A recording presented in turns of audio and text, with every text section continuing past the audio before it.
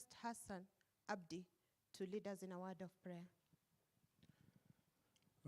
In the name of our Lord, the all-merciful, the very merciful, let us all pray. Praise belongs to you, Allah, the Lord of the worlds, the all-merciful, the very merciful, the master of the day of requital. You alone, Allah, do we worship, and from you, our Lord, do we seek help. Take us on the straight path, the path of those on whom you have bestowed your grace, not of those who have incurred your wrath, nor of those who have gone astray. By your grace, our Lord, we woke up this morning, and by your grace, we have gathered here. We thank you, our Lord, for our presence here. We pray that you be with us today and forever. We pray that you continue to protect and guide our director and all the partners as he continues to steer our office to greater heights. We pray that you protect and bless our country and our leaders. We pray that you register us among your witnesses to the truth and to the faith of our forefather Abraham. We send salutations to all your messengers, our Lord. Amen.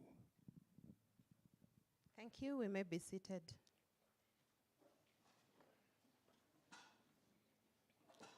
I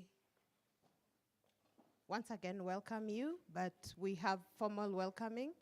I will call upon Madam Grace Murungi, who is the head of the ODPP Economic International and Economic Crimes Department, to come and give the welcoming remarks.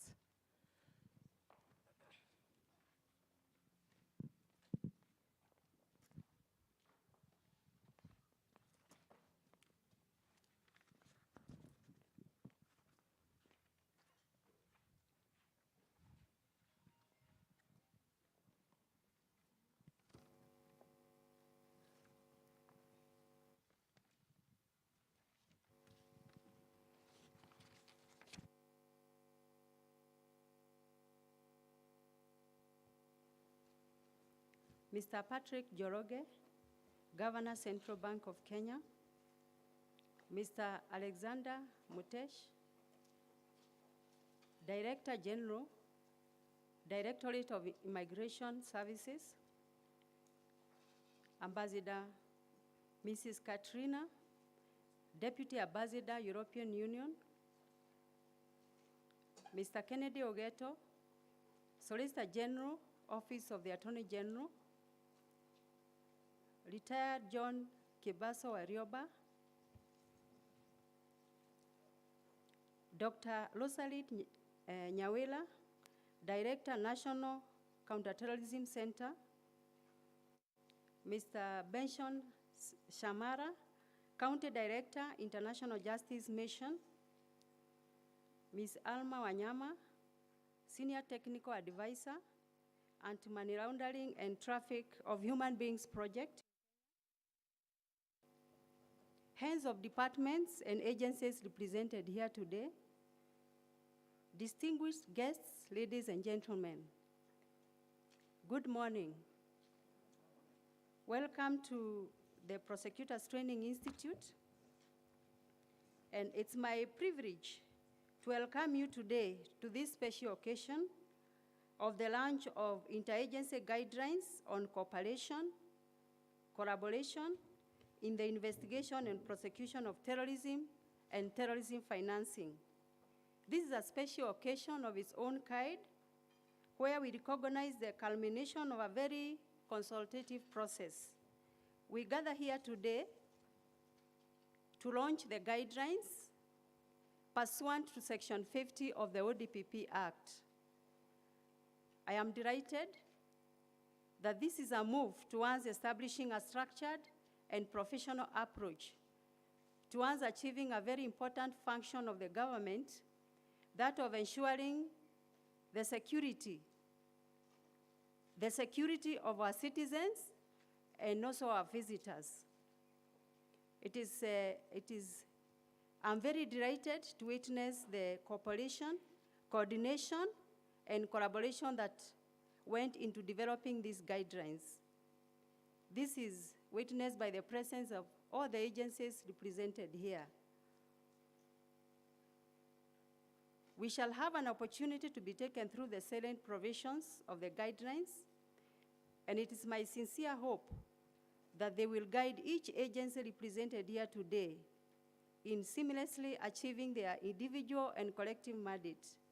On behalf of the DPP, I take this opportunity to thank you for finding time out of your busy schedules to attend this occasion. May I now take this opportunity to once again welcome you and officially invite you to this lounge. Thank you, and God bless you.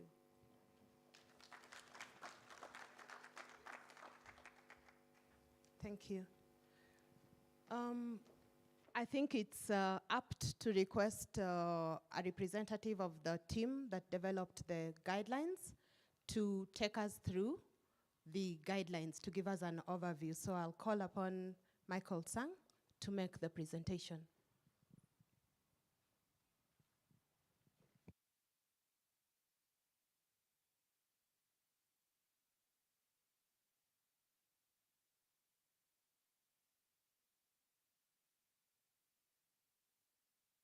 Thank you. Director of Public Prosecutions, Mr. Nudin Haji. Our guest of honor today, Dr. Patrick Njoroge, Governor, Central Bank of Kenya. All protocols observed. Ladies and gentlemen, good morning. Thank you, Madam Murungi. I echo your remarks. Distinguished guests, ladies and gentlemen, allow me to share with you a brief overview of the interagency guidelines on cooperation and collaboration in the investigation and prosecution of terrorism and terrorism financing. I believe everyone has a copy of the same. Over a period of 5 weeks, the agencies represented here today have deliberated on aspects of their coordination, cooperation, and collaboration. The result is the product being launched today. In this overview, I will answer 3 questions to give a glimpse of what the guidelines sought to address and how that has been addressed. Number 1, what are the challenges faced by law enforcement agencies in investigating and prosecuting terrorism? Number 2, what are the expectations for coordination, cooperation, and collaboration? Number 3, what are the opportunities in the legal framework and practice that can be maximized? Having listened to the perspectives and input of all agencies, the following were identified as objectives that the guidelines sought to meet. A, develop an interagency framework for effective coordination, cooperation, and collaboration in the investigation and prosecution of terrorism and terrorism financing. Foster accountability, efficiency, and expeditiousness in investigating and prosecution of terrorism and terrorism financing. C, enhance interagency information sharing and provide for a model or appropriate mechanism for exchange of information. D, provide a framework for joint trainings and capacity building within and among the agencies. And E, create an environment of coordination, cooperation, and collaboration in which there is credibility of information, methods or methodology, and sources that leads to admissible evidence in court while protecting the sanctity of the information. Allow me to draw your attention to some highlights in the guidelines. Sharing of information. This was identified as a challenge by all agencies due to lack of modalities. To that extent, the guidelines have provided a framework of information sharing between and amongst agencies that addresses timely sharing of information, coordination of information sharing through focal points, safety of information shared, and how to handle data privacy issues that may arise. A key component of these guidelines is the practical aspects of carrying out investigations, and in this regard, the task force was keenly aware of the challenges experienced by junior officers or officers who have not had a lot of experience in CT and CFT investigations. The intention, therefore, was to create a step-by-step checklist that is as specified, as simplified as possible for any officer to rely on when a file is on their desk. In that regard, the guidelines address what happens before someone is arrested, auxiliary applications contemplated, such as search, intercept, restraint of assets, etc., and the role of the ODPP at that initial stage in offering legal guidance. Pre-trial conference held between the ODPP and investigators, where the ODPP offers advice on charges, lines of inquiry, admissibility of evidence, witness facilitation and protection, among others. At post-arrest, the need for a psychosocial assessment.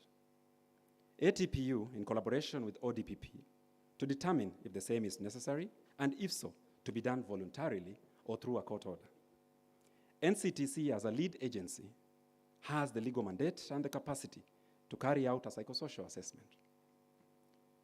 Pre-charge remand pursuant to Section 33 of POTA is also considered at this stage. In conducting interviews, the guidelines recognize the need for the same to be done in a holistic manner. Where necessary, other agencies to be invited, and where possible, interview notes to be shared. After interviews have been conducted, a suspect may be recommended for disengagement in accordance with the guideline on disengagement. The guidelines underscore the importance of pursuing parallel investigations alongside traditional terrorism investigations. That means more focus on terrorism financing investigations.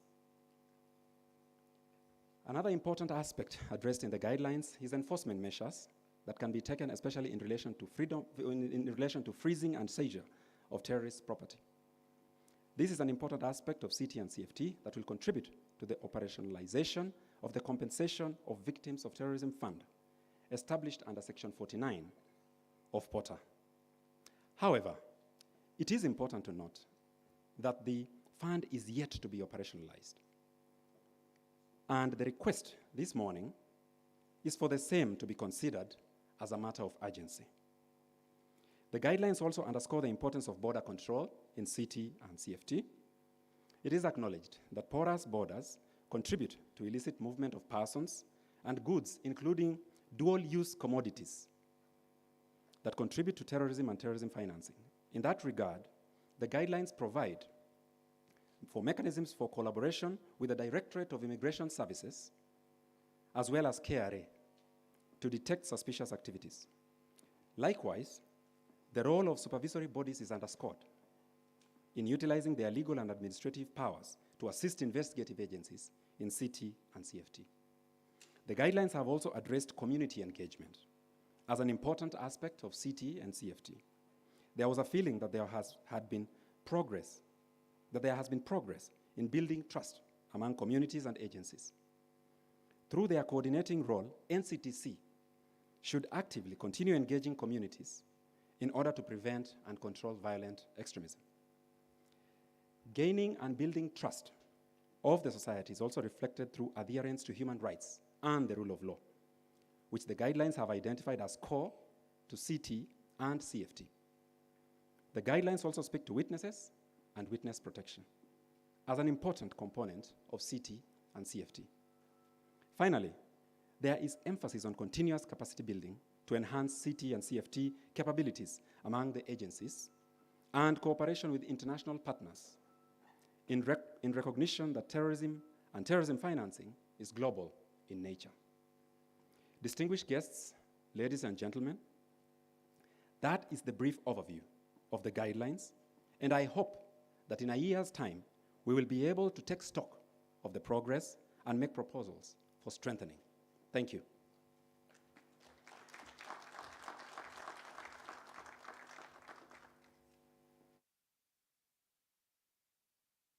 Thank you so much, Mr. Sang, for that overview.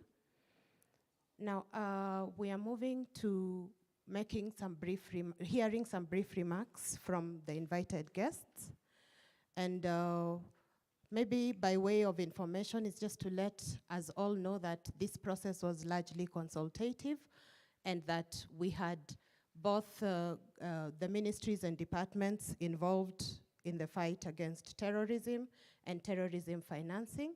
And we also had input from non-governmental organizations. So I take this opportunity to welcome a representative from the International Justice Mission. That would be Mr. Benson Shamala, to give some brief remarks in that regard.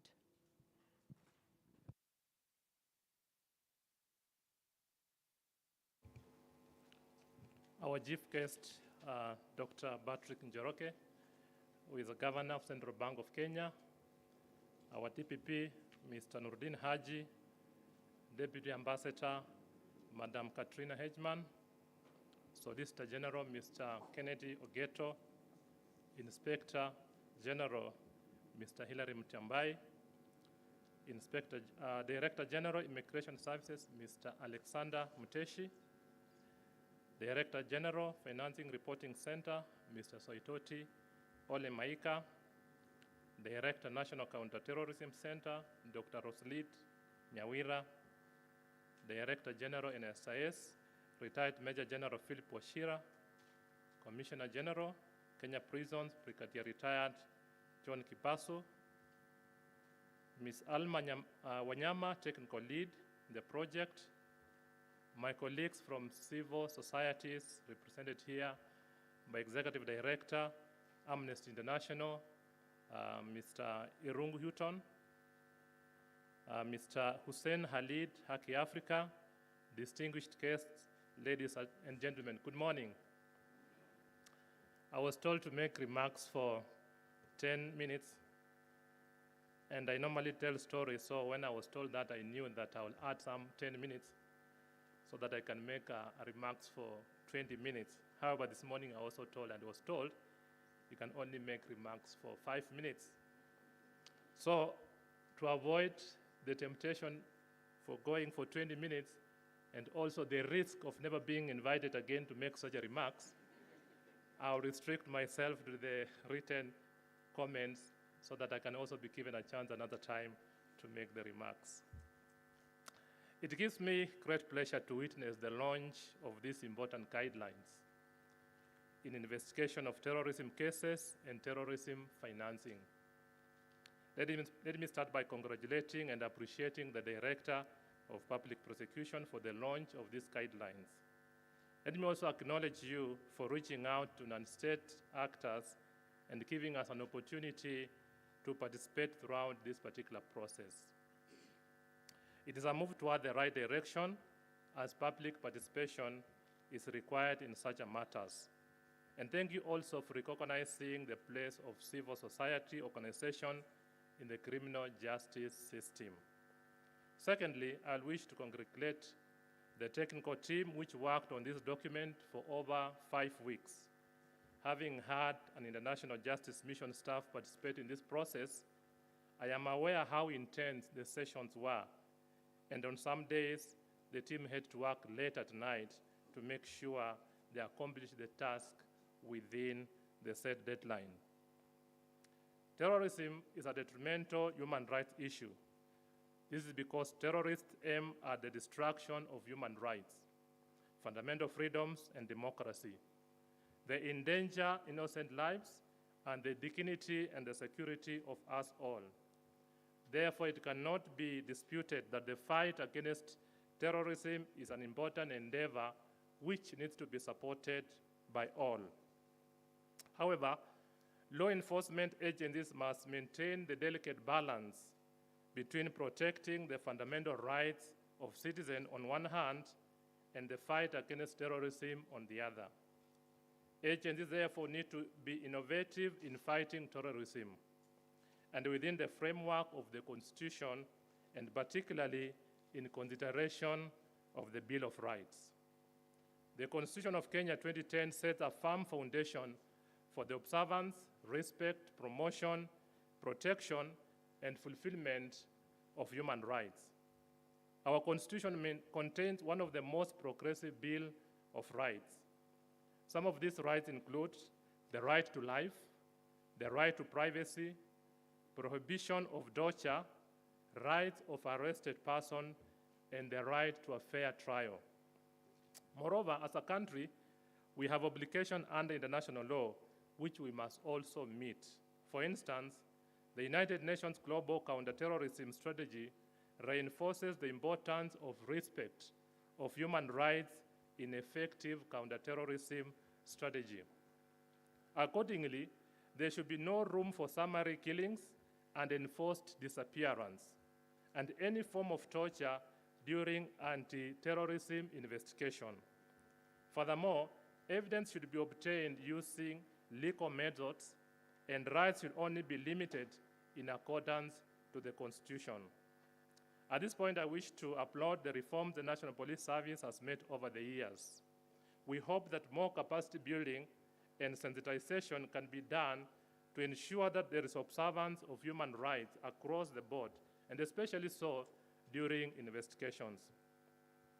We have noted the challenges during investigation of terrorism cases, and it's our hope that these guidelines will provide the needed framework to reduce the identified gaps.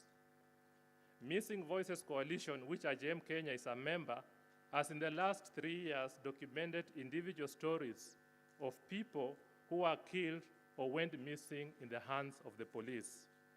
For example, in 2021 alone, the Missing Voices Coalition, which some of the members are represented here, documented 187 cases of police killings, and that 6 cases of enforced disappearance. Out of the 36 cases, 4 of the victims were later found dead, while 2 were found alive, and 30 are still missing up to date. Most of the cases of enforced disappearance was a result of anti-terrorism operations. I invite each one of you to visit our Missing Voices website to read some of those horrific and traumatizing stories. Therefore, it's our hope that as members of Missing Voices, as well as members of Police Reform Working Group, that this guideline that we are launching today will help reduce such instances moving forward.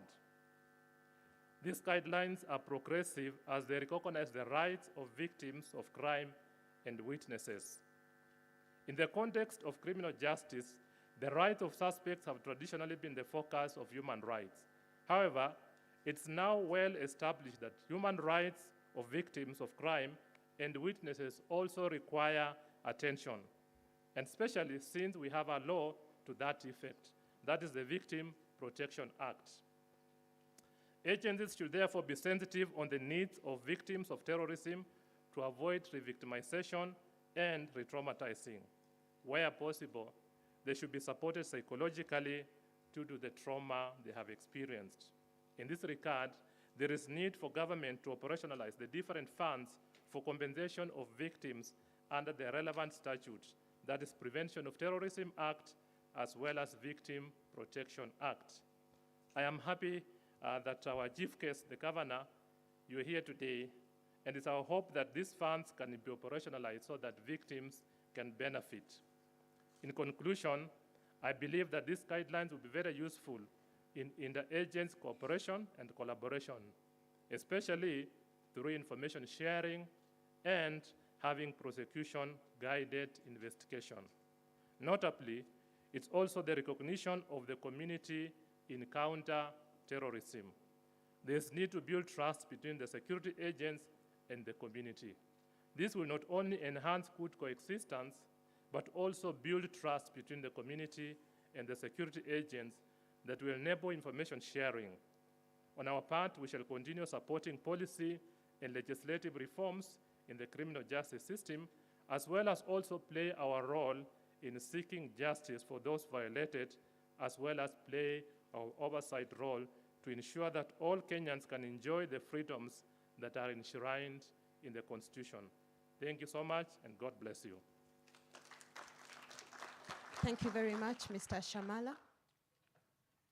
Now, this process was also largely supported by the task force, the EU Task Force on Anti-Money Laundering, and I now take this opportunity to call upon Alma, Mrs. Alma Wanyama, to speak on behalf of the task force. 5 minutes.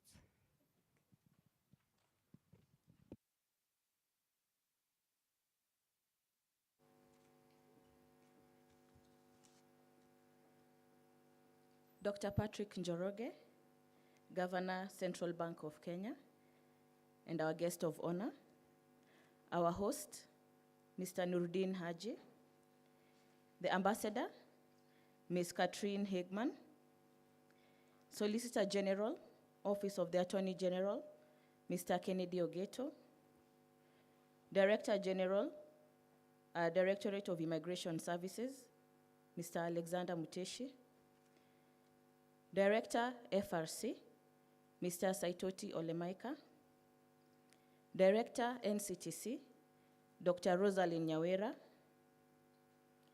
Commissioner General, Kenya Prison Services, Brigadier Retired John Kibaso Warioba, all protocols observed. Ladies and gentlemen, good morning. I convey the apologies of our project director, Mr. Frederick Bayard, who is away on mission in DRC, attending to pressing matters of the project. He requests that we all accept his most sincere apologies.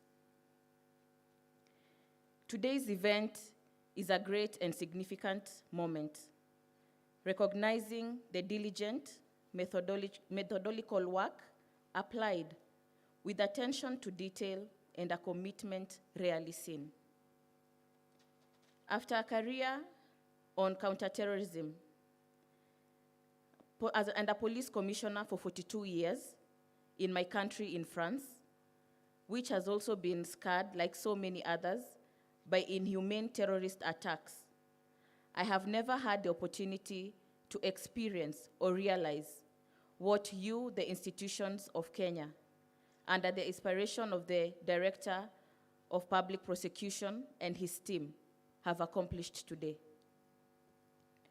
What we are witnessing today is the culmination of an intense shared commitment, which for a few months brought together men and women to work together on a subject that fascinates me as much as you. These men and women are professionals drawn together from various key institutions in the country and who are all sharpened in their fields of competence. Let me repeat here, this is beautiful. This is great and absolutely brilliant that an entire country unites against a cowardly phenomenon, an abomination to humanity, opposed to the values of love and peace that should govern the human race. Before I continue, nothing can better illustrate my point than these words inspired by Gautama, who said, and I quote, "Sow a thought, and you will reap an action. Sow an action, and you will reap a habit. Sow a habit, and you will reap a will. Sow a will, and you will reap your destiny." End of quote. This is, of course, the intentional process by which we have repeated the guidelines we have here today. It started as an idea, then we took an action, then we made it our routine, then it became our will, and finally, it has become a defining moment in Kenya. An idea, first of all, by a man of strong conviction, whom I would like to salute here, Mr. Nuruddin Haji. The idea, ladies and gentlemen, materialized after a request for support that he humbly submitted to me, which immediately turned into an applied, almost frenzied work routine. Together, we worked out a plan and established a routine on how to get it done. This generated a strong will among the men and women whom you directors and director generals appointed to represent you. The end result is this document that represents the future of investigations and prosecution in the fight against terrorism and against the financing of terrorism in Kenya. Your Excellencies, ladies and gentlemen of this country, sorry to take this little moment of your time, but allow me to single out some people we should all be proud of. Mr. Ado and Jennifer Gitiri from ARA, Michael Owor and Georgina Mudama from Central Bank of Kenya, John and Ekada and George Ochieng from Kenya Revenue Authority, Mr. James Manyonge and Mwai Kennedy from Kenya Financial Reporting Center, Edwin Rioba and Edna Ipalei from the National Counter-terrorism Center, Yusuf Hassan, Christine Gadhoni, Fiona Josephine from the Immigration Services, Isaiah Koech, Vincent Rioba, Zipporah Njenga from the JCTAC, Stephen Hamisi and Joseph Kolum from ATPU, Eric Opagal and Wendy Ouma from JTTF, Emmanuel Ndunda from the Kenya Police Service, Joseph Jude from Probation and Aftercare Service, Rosette Ocho from Haki Africa, Stephen Musau from Amnesty International, Beth Wambua from IJM, and Tali Israel, our legal researcher. I would also like to appreciate Mr. Michael Sang, Mr. Peter Kiprop, and the entire ODPP team Madam Odor mentioned in her speech in Naivasha during the 5th workshop. I can only humbly testify to the commitment that has totaled during all these weeks, thanks to the advice of our very able consultant, Dr. Nabil Orina, and the guidance and interpersonal skills of Alma Wanyama, myself, my senior technical advisor, who is reading these words to you. Everything was not simple, ladies and gentlemen. On the contrary, beyond the logistical and technical constraints, it was also necessary to deal with all the various people and institutions that forged this product, which was not always the simplest thing to do. But the team in charge found a formula to do it, and today, I think we have a supportive, willing, lively, and winning team. As director of this EU-funded project, supported by the ambassador of the European delegation, I wish many good tidings to this team of Kenyan women and men who love their country, who are proud of it, and who carry to the highest the colors of their institutions, those that make the stability and image of your beautiful country. Thank you all for this titanic work that I hope will continue its course, ultimately becoming a unique model in the region that will be used, mirrored, and adapted to needs of our partner countries of the European Union project, making Kenya the example of a country that is resolute, committed to the fight against terrorism and terrorism financing. Before concluding, Your Excellencies, dear Nurdin, dear directors, dear Director Generals, I would like to congratulate your team, their faith in your guidance, and this great team of institutions, Kenya, one last time.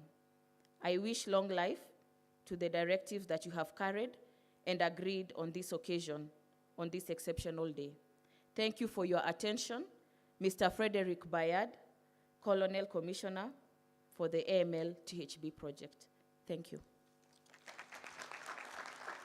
Thank you very much, Alma, on behalf of the EU Task Force on Anti-Money Laundering. May I now request the Commissioner General, Kenya Prison Service, retired Brigadier John Kibaso Warioba, to give us some brief remarks. Karibu.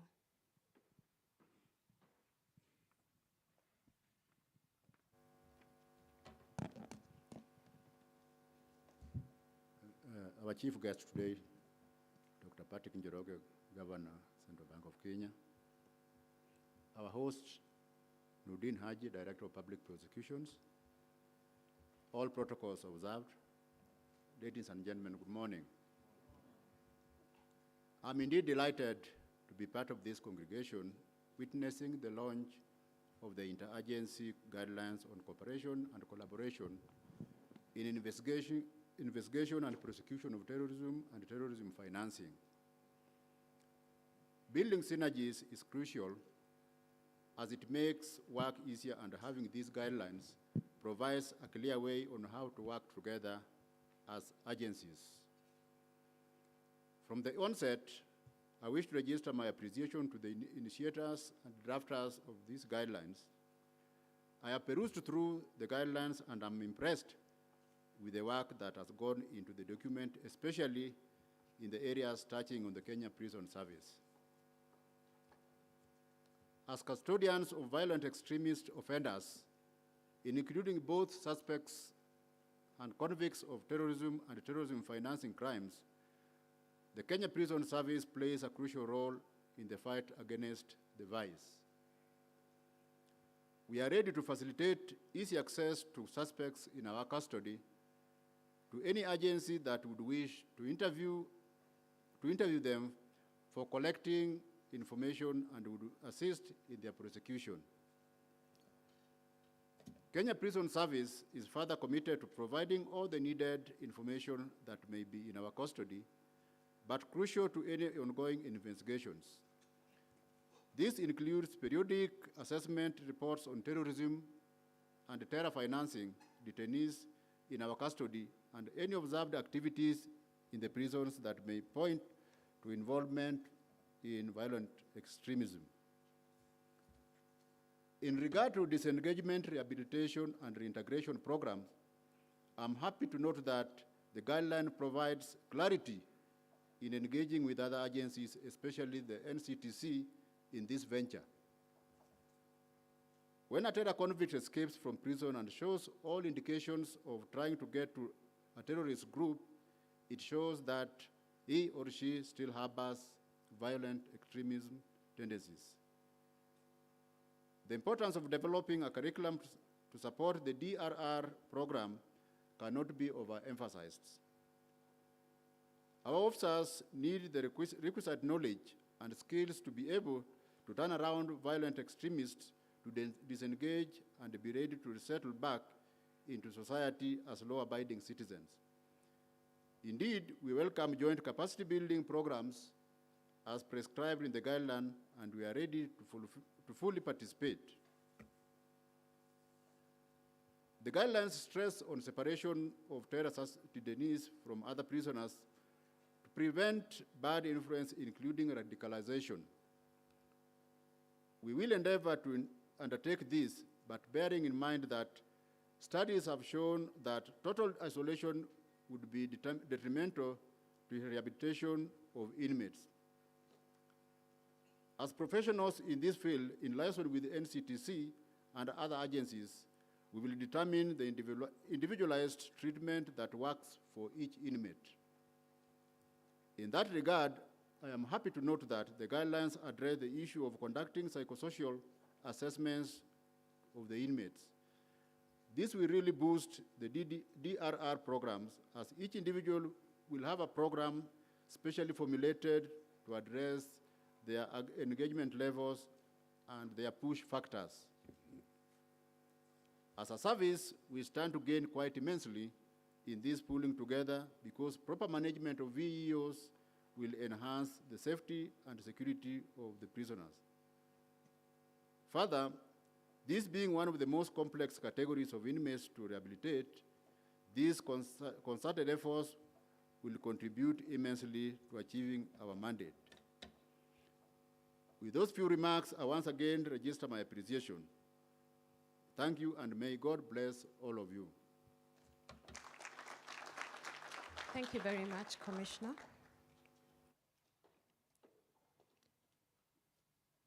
May I now take this opportunity to call upon Dr. Rosalind Nyawira, who is the Director, the National Counter-terrorism Center, NCTC.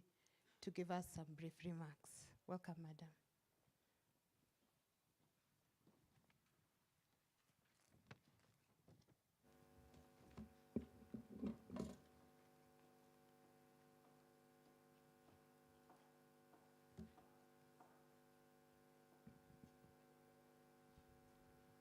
The chief guest, Dr.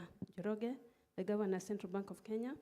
Our host today, Mr. Nuruddin Haji, the Director of Public Prosecution.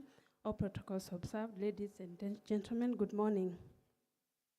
Allow me to just take you a bit into history where all this started. And we all remember, I would like to just briefly remind you that in 1998, the twin attacks against the US embassies in Nairobi and Dar es Salaam shook East Africa and brought to the fore the dawn of terrorism as we know it today. Osama bin Laden said that in the war against the infidels, there were no innocent bystanders. That is what we were, bystanders. We do not understand whose war it was and why it had been brought to our doorstep. We were just collateral damage. 256 dead, many more injured, yet that is all we were, collateral damage. In 2002, Saleh Naban, a Kenyan born in Mombasa, led an attack against Kikabara Paradise Hotel and an attempted to down the Alkia airliner with a heat-seeking missile. Subsequent narrative indicated that the Israeli airliner had missile deflectors. All in all, it flew away, unscathed, never to return. What we thought was an isolated incident by foreigners in 1998 became a reality, and Kenyans found their way into this act. In 2006, hell broke loose in Somalia after an international alliance with Somali warlords fought the budding Islamic Courts Union and led to the scattering of a group of young Somalis and foreigners that were trying to take over the tribal courts. The international community, fearing that a group of radical scholars that had just returned from Afghanistan would take over the courts, decided on them. In the aftermath, Kenyan youth that had been in Somalia escaped towards the Lakta Belt, but with them also other Somalis who later became regrouped and formed Harakat al-Shabab Mujahideen youth movement, which became the March Rose al-Shabab. In 2001, the then Amil Godane declared Kenya a legitimate target. And even after he was killed, al-Shabaab has continued to cut the mustard. And Daesh, in its malignant ideology, has also claimed its space in the global terrorism arena. Kenya has interacted with this threat of terrorism emanating from radical Islamists for 2.5 decades now. It has evolved from being a foreign-acted threat to being driven and executed by Kenyans.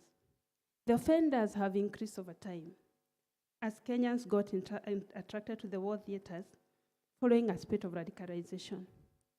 Good counter-terrorism practices have meant that the terrorists have become adept at circumventing the law in order to survive and fragmenting into many silos, such that it has become even more compartmentalized, thus harder to prove and satisfy the evidential burden placed on the prosecution by the law.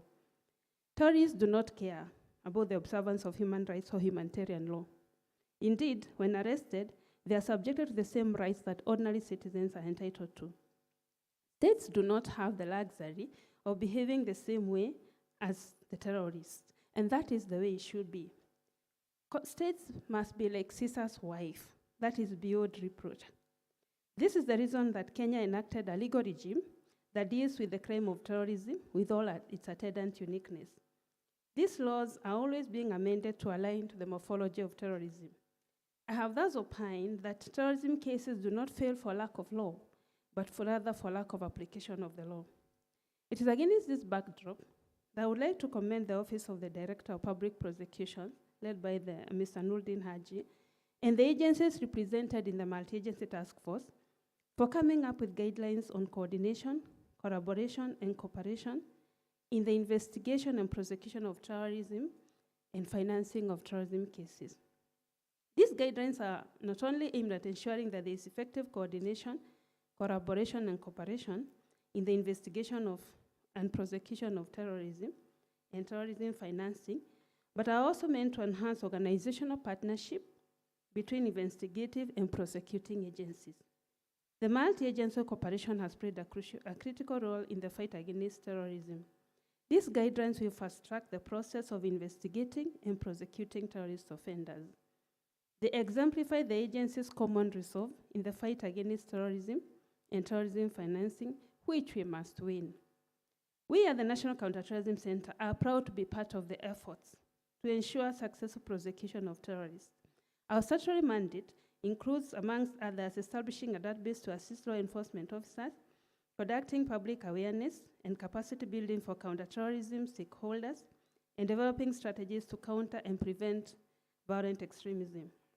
All this is aimed to help us achieve the core mandates of disrupting, coordinating CT efforts in Kenya.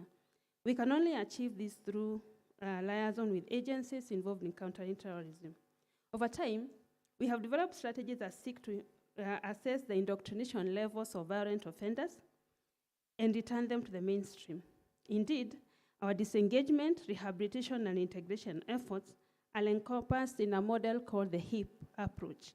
That is incorporating humanistic approach, ideological approach, and prosecutorial approach. The center has also trained psychologists that are able to carry out psychosocial assessment as professionals. This will be done voluntarily, or even better still, pursuant to a court order. We would like to reiterate, however, that DRR is a voluntary process. It is not an exact science, and it is not a terminal solution. It can also be penetrated by the enemy and used as a deceptive operation. It is therefore important that persons who undergo DRR, while still within the criminal justice system, hovering above them like the sword of Damocles, and that they are monitored by investigative agencies while within the process. This would require joint efforts by all the players involved. NCTC is also ready to carry out capacity building for public and private sector upon request. Within the bilateral and multilateral setting, the center is also able to source for skill sets and training capabilities among various partners that we engage with. We stand up to be counted amongst those committed to successful prosecutions, bringing down radicalization levels, building resilience amongst communities, all towards a secure homeland. Thank you very much. Thank you. If there's one thing that remains for us is the history and also the approach that you have told us about, the HIP approach to handling terrorism. Now, may I take this opportunity now to call upon my boss, the DPP, Mr. Nudin Haji, to take us through the rest of the program.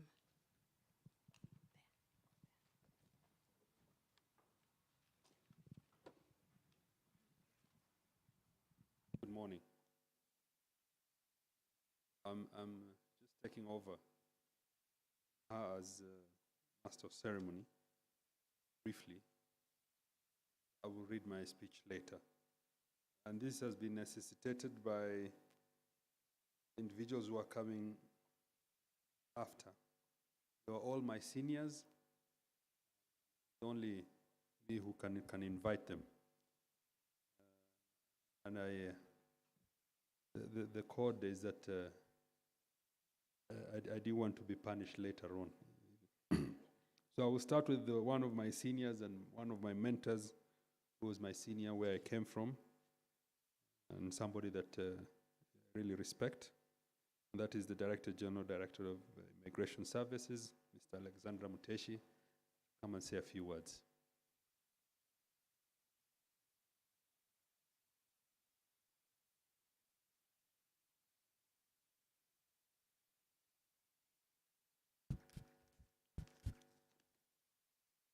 Our guest of honor, the Governor, Central Bank of Kenya, Director of Public Prosecution, Deputy Ambassador EU, Inspector General of Police, Inspector General of Kenya Prisons, Director, National Counter-terrorism Center, the Rep EU AML in the Greater Horn of Africa and Southern Africa, Rep the National Justice Mission, other distinguished guests, ladies and gentlemen. Let me take this opportunity to thank the ODPP and the EU/AML for spearheading the guidelines and guiding the process, which is a true reflection of leadership. I will also wish to extend my gratitude to all those who participated in the drafting of the guidelines and made this launch possible. Terrorism and violent extremism poses an existential threat to our national security. The increasingly global nature of terrorism renders it a uniquely difficult challenge for our country,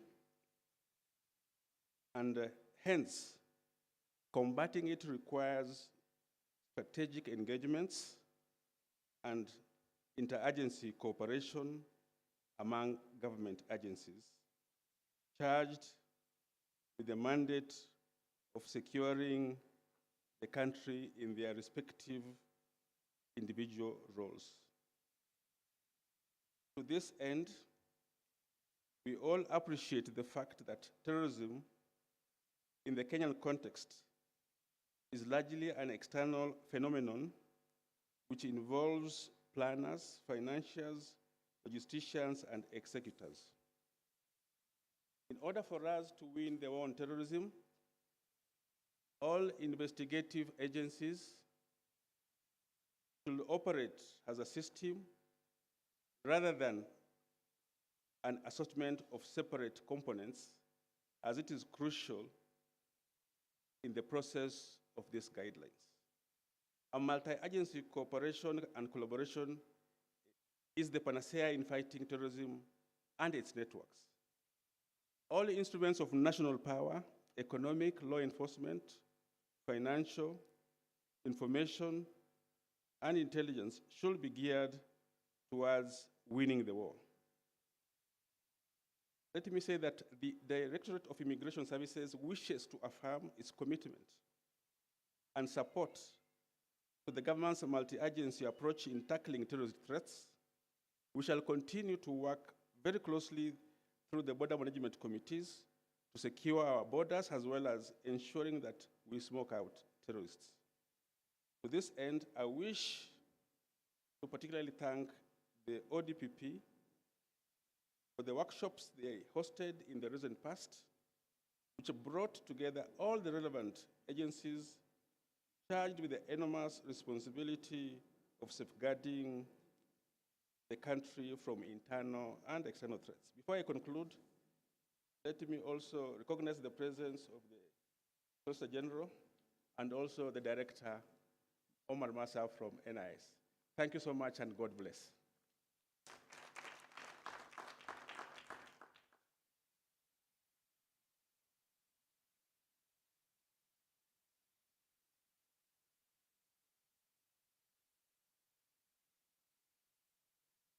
Thank you.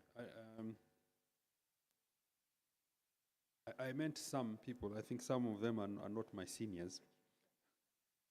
Like the IG was my colleague. But before I ask the IG to come, I just want to add a little bit on the program, and I would like to ask some of our colleagues from the civil society just say a few words, maybe 2-3 minutes. I'll start with Houghton. I think we tried to do it differently this time, and we asked them to be part of this program so that it is more holistic. You can come up. Mr. Houghton is in charge of Amnesty International. Welcome, sir.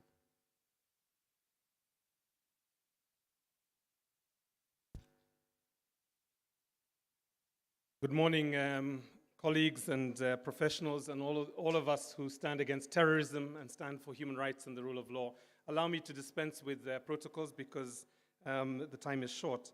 I think I just have 3 comments to make spontaneously as I've been listening to the guidelines. First of all, that as Amnesty International, an international organization committed to human rights and building a culture of respect for the rule of law and for no discrimination of any human being except when they fall foul of the law, we are very pleased to be part of this process and have been involved in this for the last couple of months or so.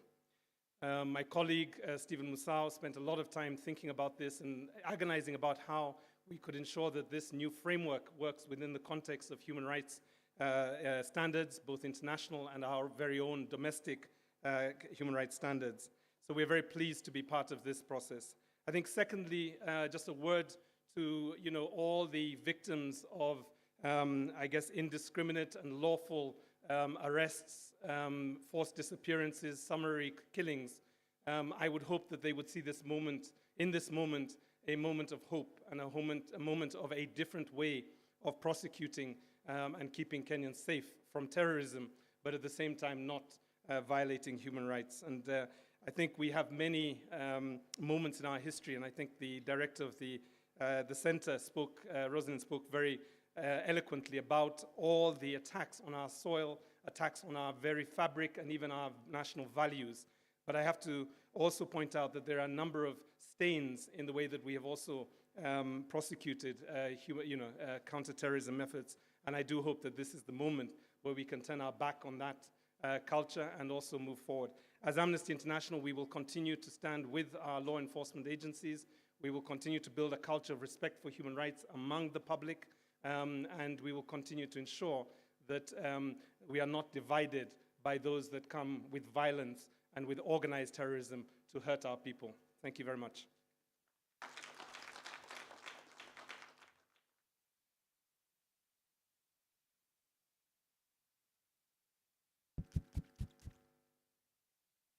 Thank you. I'll now ask Mr. Hussein Khalid to come and say a word. He's from Haki Africa.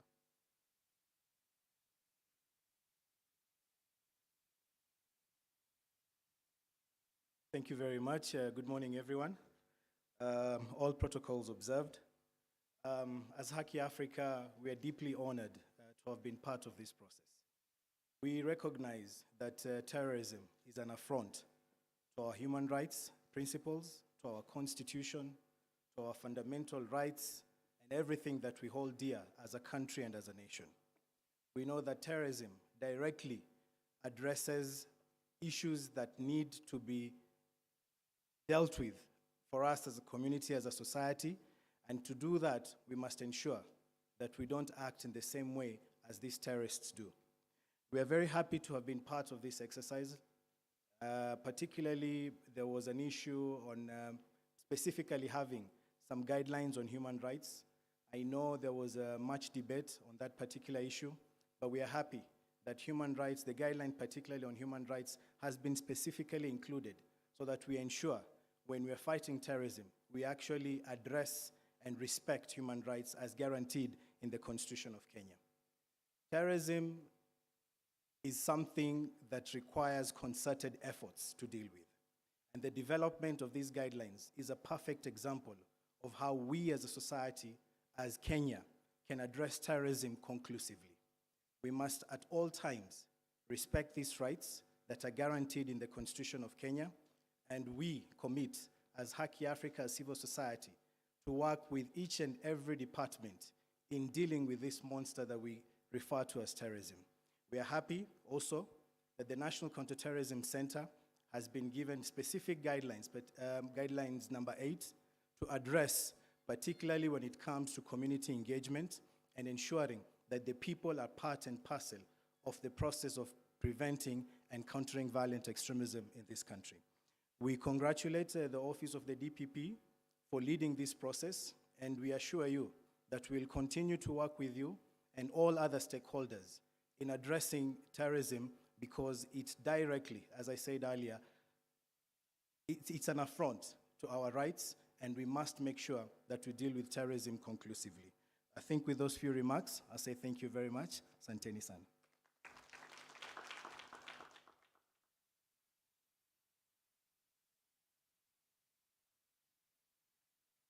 Now, I want to go back to the program. Wish to invite Mr. Hilary Mutiambai, the IG, who was my colleague. I'm not saying that he was, he was a very, very close colleague and a very good friend. Worked very closely. Welcome, IG.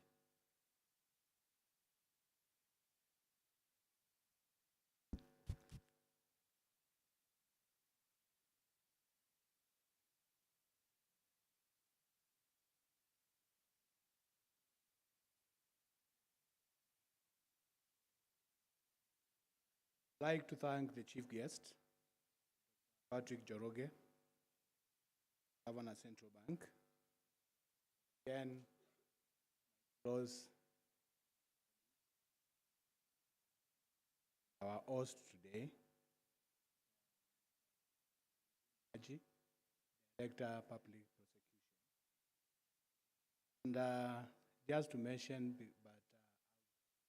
already discussed with the DPP, the host, since I have other engagement after this speech, I will have to leave to go and join another meeting ongoing, which I have to hold until I join them. Once I'm through, I will be leaving. Ladies and gentlemen, good morning. If you have accepted that, I can take it from the nod of your allowed me to leave. I'm greatly pleased to be in your midst this morning and take part in the launch of interagency guidelines on cooperation and collaboration in investigation and prosecution of terrorism and terrorism financing. This is an opportune time when all of us representing key state actors and partners within the criminal justice sector come together as one to provide not only leadership and the way forward in our unified fight against organized crime, terrorism and violent extremism, but also to find solution to such scourge threatening humanity. The threat posed by terrorism and attendant risk cannot be overstated. As a country that has been victimized before and continue facing these insidious and pervasive threat calls for our utmost vigilance. It is owing to this reality that we gather here today. The fight against terror is a journey that not one single entity can walk alone. We all know that terror knows no borders, and we also know that we don't have any single definition of a terrorist profile.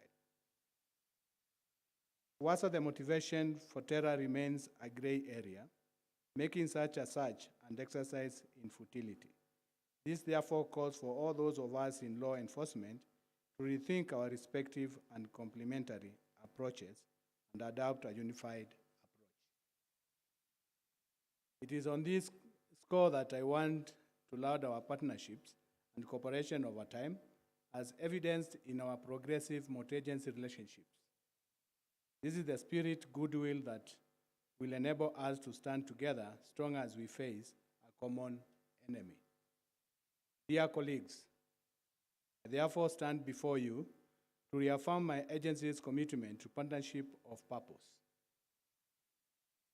Partnership for something bigger and better for the society, and partnerships that will not only make our communities safe and peaceful, but our country stronger, resilient, and victorious, a victory against the evil of terrorism.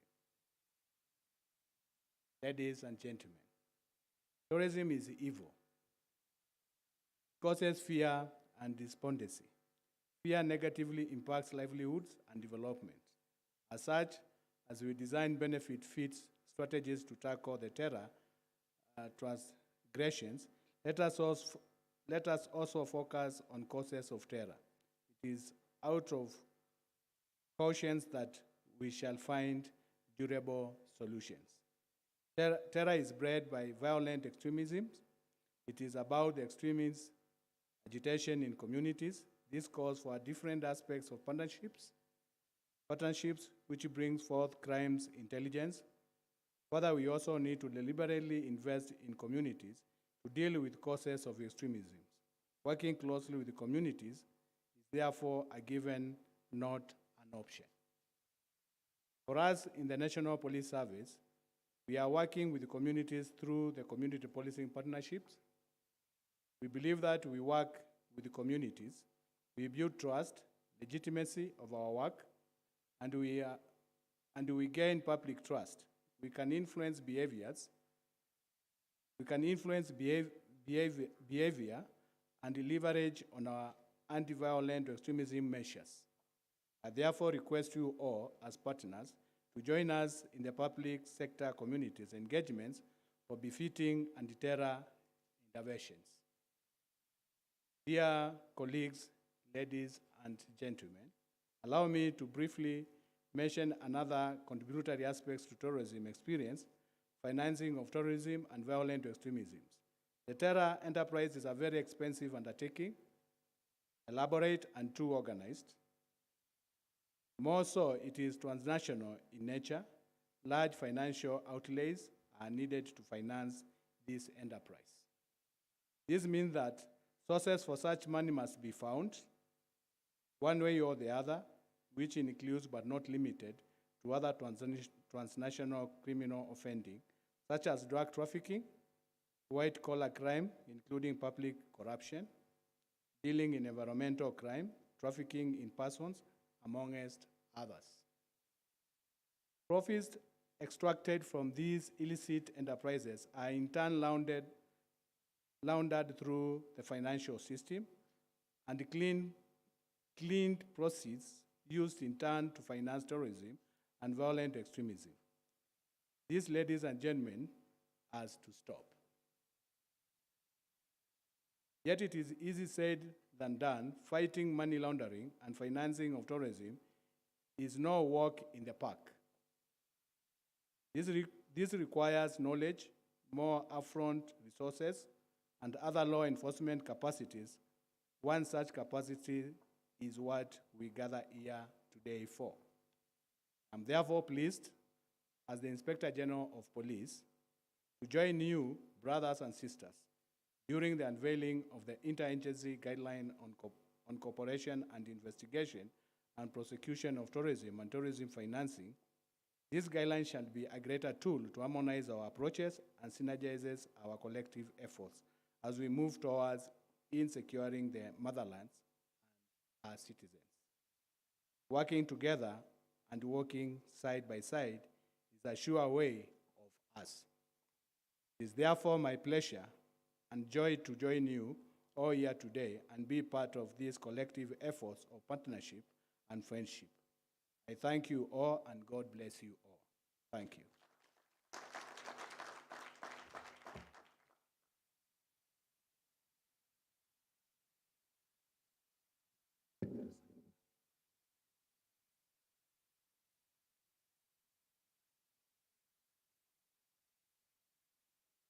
Just asking the IG to sign the guidelines before he leaves. The next speaker is my senior in the professional, the Solicitor General, Office of the Attorney General, Mr. Kennedy Ogeto. Welcome, sir.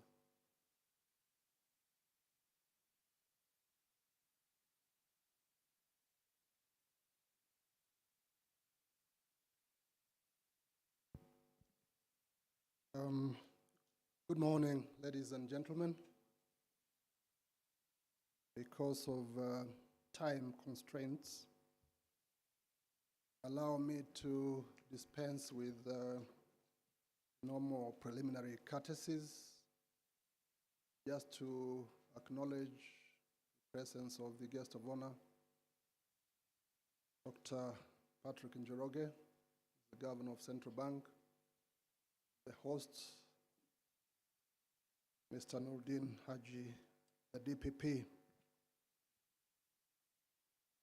and of course, all protocols observed. Let me start, ladies and gentlemen, by thanking my colleague and friend, the DPP, for inviting me to this forum today, and also to thank him for organizing this forum to discuss these guidelines, which are very, very important in our fight against terrorism. Let me also thank all the stakeholders who are here, because your contribution in this process is absolutely critical. Terrorism, ladies and gentlemen, continues to be a real threat in the modern world. Our own borders have witnessed the brunt of terrorism, at times with very devastating consequences. And therefore, the need to overcome and to contain this threat cannot be gainsaid. Over the years, global and regional partnerships have been built in an effort to overcome and contain this threat. Countries have shared counter-terrorism intelligence. They have arrested, tried, and sometimes extradited suspects of terrorism. They have also deployed their security forces to combat terrorist groups abroad. These activities have highlighted the commitment of nations to ensure that there is concerted effort in the war against terror. No doubt, ladies and gentlemen, however, that such concerted effort is required at the domestic levels as well. There is clear need for various government agencies to work together and to have a unity of purpose if the threat of terrorism is to be overcome. As we all recall, in the United States, for example, the report of the 9/11 Commission, which was formed in the aftermath of the September 11 attacks, identified the lack of interagency coordination as a major gap in the counter-terrorism effort.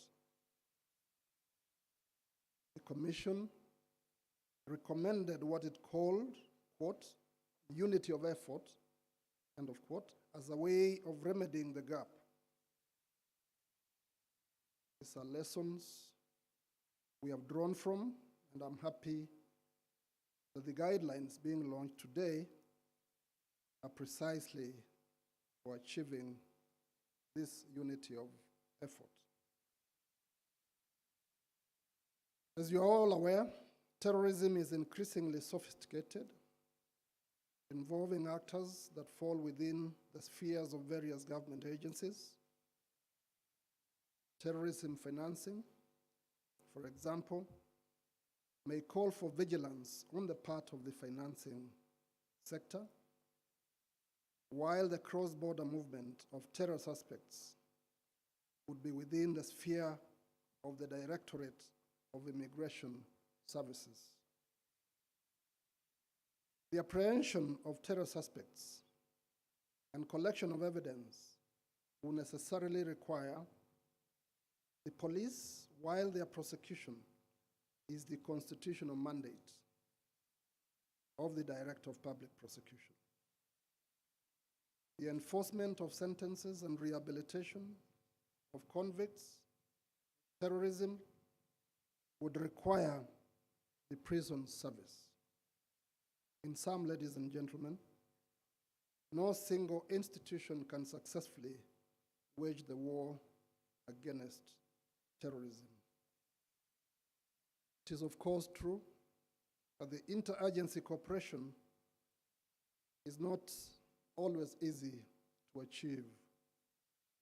There is the risk of continued bureaucratic competition, informed partly by the laws that establish various agencies, institutional cultures, jurisdictional barriers, and even mutual mistrust. These are the challenges that we must work to overcome. The guidelines we are looking at today are simply a framework for overcoming these difficulties. It is my sincere belief and hope that the cooperation and collaboration that has seen us work together to develop the guidelines being launched today will continue to inform our partnership going forward. Never again should our people suffer the brunt of terrorism just because we missed the opportunity to act and to work together. Interagency cooperation will not just make us more effective, it will make us more efficient, because we will avoid duplication of responsibilities and the blame games that come with it.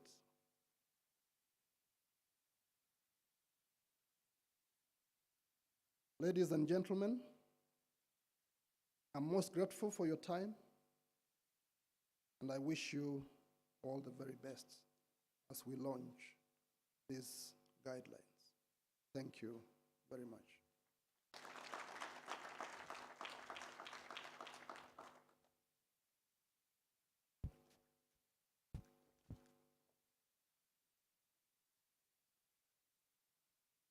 Thank you, sir. Now I would like to invite the next speaker, who is the Deputy Ambassador of the EU, Ambassador Ms. Katrina Hegman. As you know, the EU has really stood with Kenya through a lot of programs, including the PLEAD program, and now this AML program. So thank you. Please welcome.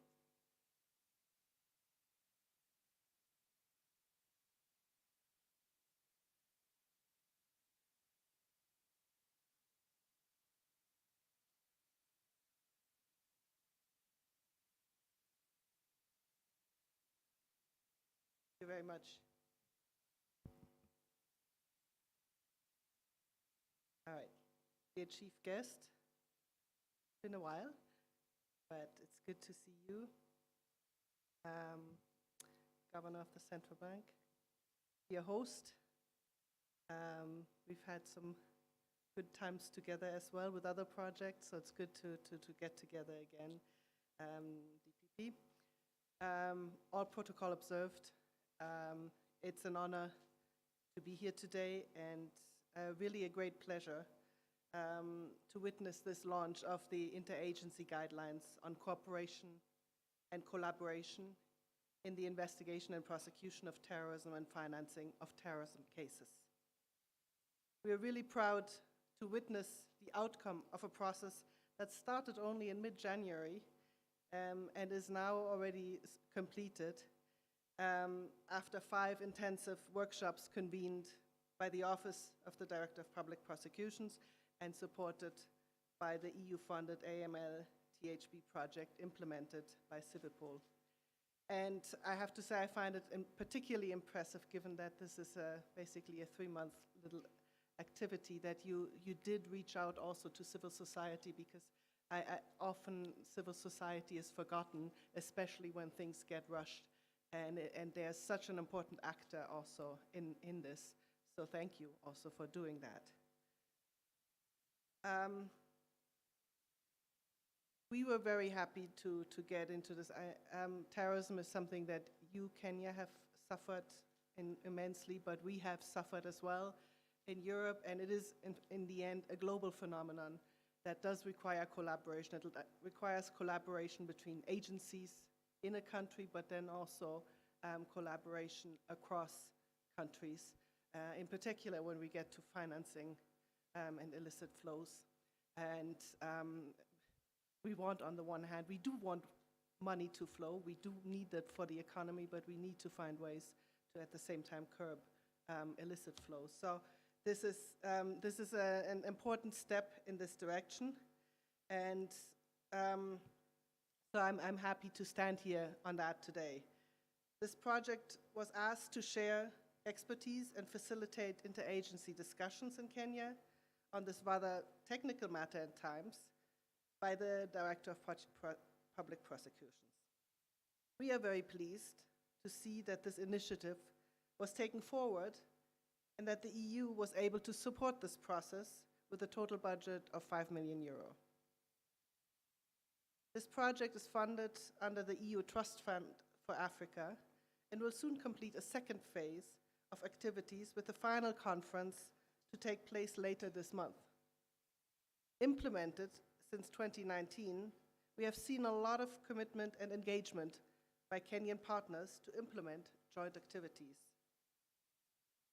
The project has supported the development of these guidelines with three main objectives: increasing the national capacities of countries in the region for anti-money laundering and for countering illicit financial flows, increasing the awareness and understanding of the specificities of the modus operandi of traffickers, smugglers, and perpetrators of crimes against migrants regarding the financing of operations and destinations of illicit flows, and improving the coordination between national agencies in the region, including national jurisdictions, and better inclusion in international networks and practices. While the support for the drafting of the guidelines on cooperation and collaboration was not explicitly foreseen in the work plan of the project, once Civipol reached out to us to alert us of this request from the ODPP, we immediately decided to support it. Why is that?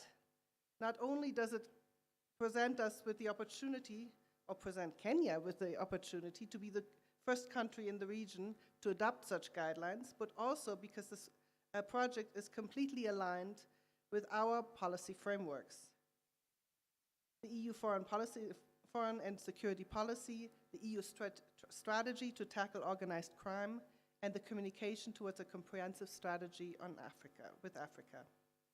But more importantly, I think, let me get back to the year 2020. In January 2020, the EU and Kenya launched a strategic dialogue in a number of areas. And one of the main areas is politics and security.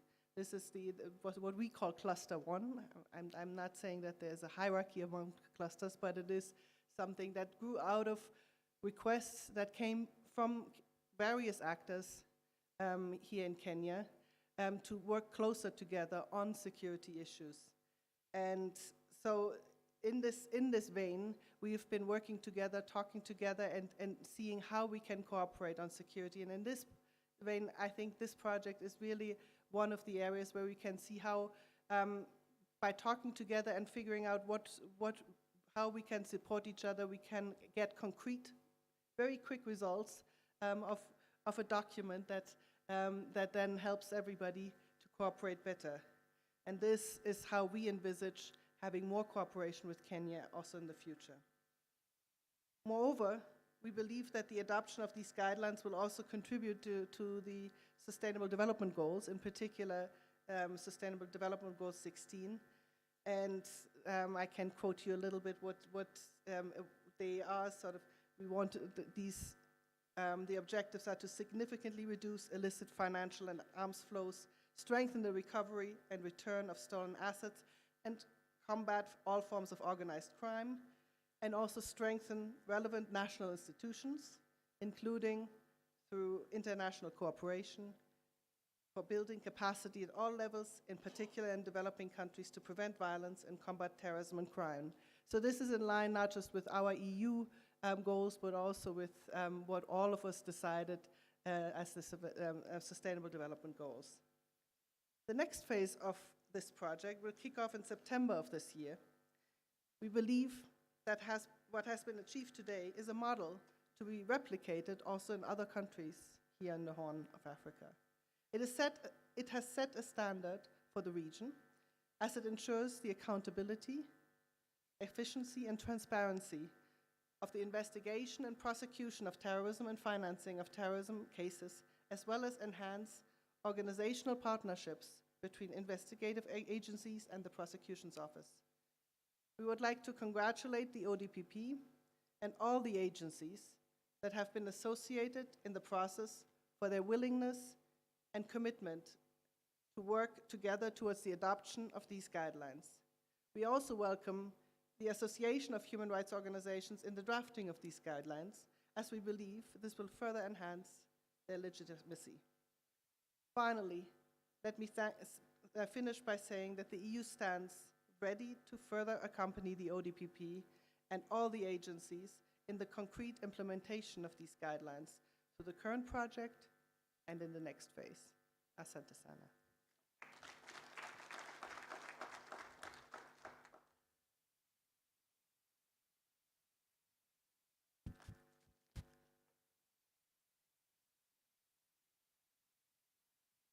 Thank you. I will now take this opportunity to invite myself to read my speech.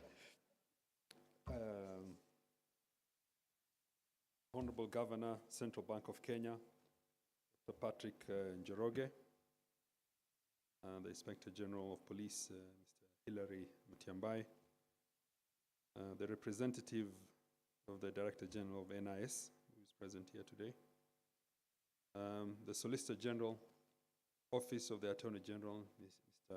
Kennedy Ogeto,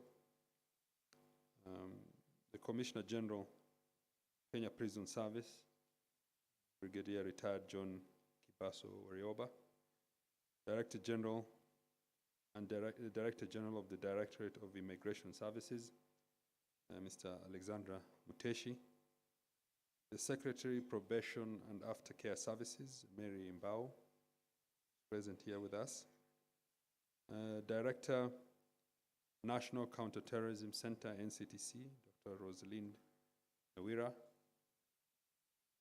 the Deputy Ambassador to the European Union, Her Excellency Ambassador Ms. Katrine Hageman, representatives from FRC and ARA, the US DOJ representative who's here today, Mr. Ado from ARA, the Executive Director, International Justice Mission, Mr. Benson Shamala, a representative from the European Union Trust Fund Anti-Money Laundering, the very long Trafficking in Human Beings project in the Greater Horn of Africa and Southern Africa. I hope I've not missed the title. Ms. Alma Wanyama,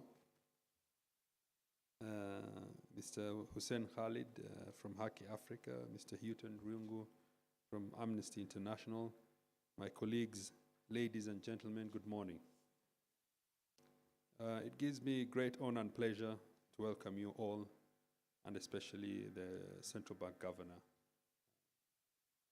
for coming and finding time in his very busy schedule to this launch of the Interagency Guidelines on Cooperation and Collaboration in Investigation and Prosecution of Terrorism and Terrorism Financing. You can see the title is influenced by Ms. Alma. It's a mouthful. Over the years, terrorism and its manifestations have arguably become the greatest threat to national, regional, and international peace and security. From radicalization to foreign terrorist fighters to violent extremism, terrorism clearly remains a multi-faced, ever-evolving global crime. At the cornerstone of the global fight against terrorism is the United Nations Security Council Resolution 1373, which called on all member states to work together urgently through increased cooperation and full implementation of the relevant international conventions relating to terrorism, including effective measures to prevent and suppress financing of terrorism.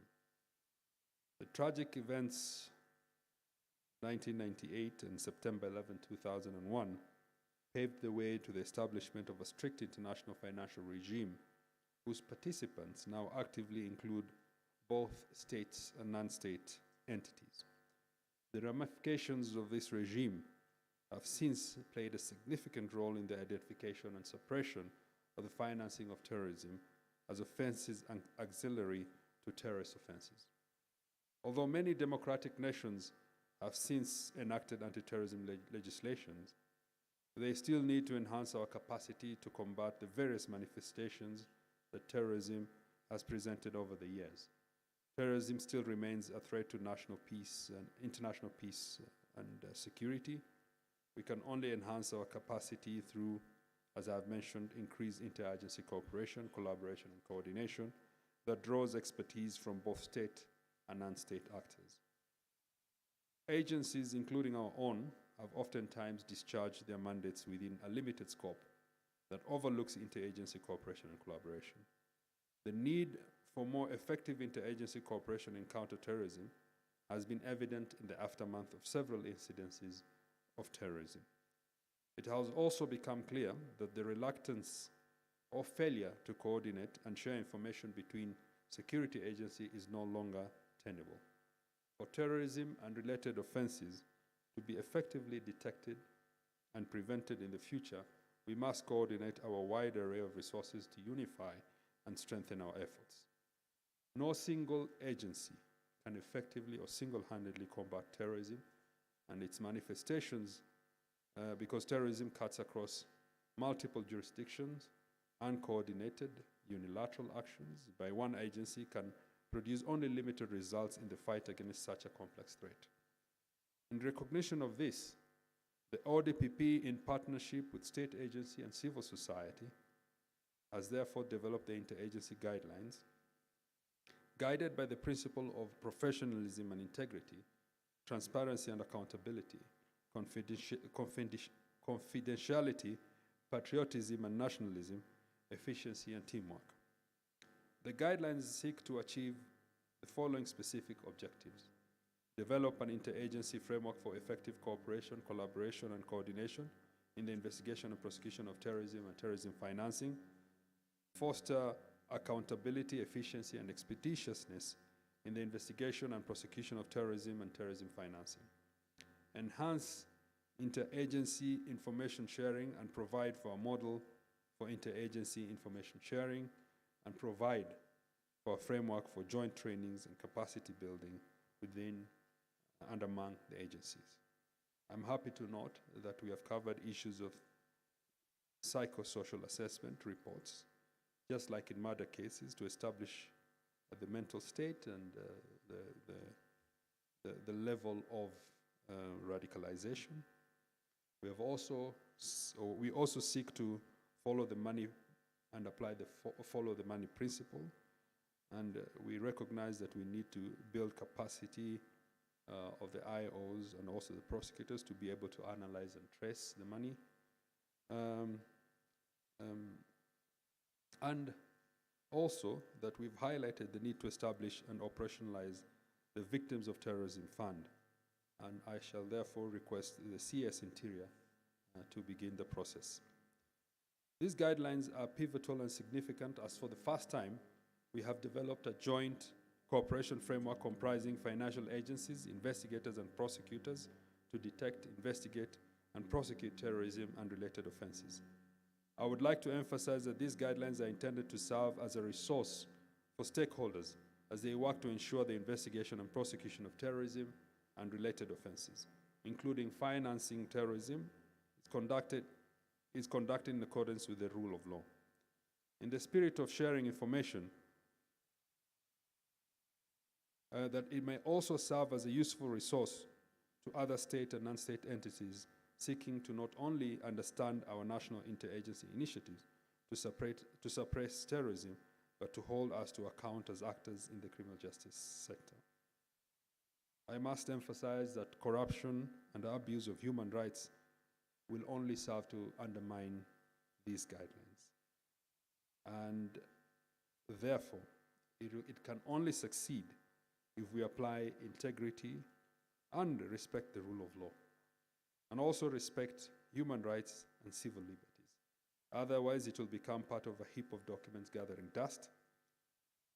We can only stand apart if we apply the rule of law. We should not, therefore, be acting like the terrorists themselves. Try as much as possible, without any excuse, to apply the rule of law. In addition, I am aware that terrorism and terrorism financing often present an overlaid interaction with other transnational organized crimes, including money laundering. Therefore, these guidelines are a welcome synergy and will add to already existing policies and guidelines as we have established to prosecute transnational crimes effectively. Ladies and gentlemen, as we enhance our joint strategic initiatives to investigate and prosecute terrorism and terrorism financing, We must remain cognizant of our need to respect and protect human rights, as I said. The relationship between human rights and obligation to investigate and prosecute terrorism and terrorism financing carries equal importance. I'm happy to report that the ODPP will soon also launch the prevention of torture guidelines and charge sheet sample to supplement some of the requirements under these guidelines. Globally, a significant number or counter-terrorism initiatives have been used as tools to perpetuate unlawful limitation and gross violation of fundamental rights and freedoms. The onus, therefore, is on us as state actors, to ensure that where certain rights and freedoms may be limited as part of our counter-terrorism measures, such limitations will be done within the confines of the rule of law. And at no time should we or do we condone any excesses exercised either by state or even by non-state actors. These guidelines and its inclusivity, I hope, will bring forth a more coordinated and a more coordinated cooperation between us and the public, and especially the civil society. I have in the past mentioned the critical role community-driven strategies play in creating awareness among citizens on terrorism and related offenses. I'm therefore pleased to witness these guidelines encompass provisions on community engagement that will bring together state agencies and civil society as part of a unified national interagency coordination mechanism to investigate and prosecute terrorism and terrorism finances, while respecting and protecting human rights for all. The threats facing our nation are significant and may be potentially catastrophic if left unabated. However, through a broad yet inclusive approach that encompasses our citizens, community leaders, state and non-state agencies, civil society, national, regional, and international authorities, I believe the criminal justice system will continue to effectively adapt ahead of evolving threats, thus strengthening our peace and security against terrorism. As I conclude, let me express my sincere gratitude to the European Union, led by Ambassador Katrina Hegman, who is represented here today by her deputy, and the entire team from the EU Anti-Money Laundering, Trafficking in Human Beings project led by Frederick Bayard and Ms. Alma Wanyama for their technical and financial assistance that facilitated the development of this guideline. Thank you very much. May I also thank the civil society for participating, Haki Africa, IJM, and Amnesty International. I wish also to thank Dr. Nabil Orinda and his team for their dynamic views and opinions that enriched this process and ultimately brought these guidelines to fruition. And not forgetting Mr. Sang, who is the head of anti-terrorism department in the ODPP. He's done a great and excellent job. The head of ATPU and their teams, and and all the members of the task force. I wish to also most sincerely thank the governor of the central bank for finding time to come here, the IG, the representative from the NIS, my senior from the immigration, Mr. Muteshi, Major General Warioba, and the secretary, Aftercare Service. Thank you very much. And Ms. Nyawira, whom we also worked with very closely, for coming and finding time to join us. Collectively, I would like to thank the experts and participants who provided valuable input and feedback throughout the development of these guidelines. I hope these guidelines prove to be a practical reference guide, not only for prosecutors, but also for criminal justice actors and members of civil society who play a critical role in enhancing access to justice through the effective investigation and prosecution of terrorism and related offenses. Thank you all, and God bless you. I now have the singular honor of inviting the guest of honor, Dr. Patrick Njoroge.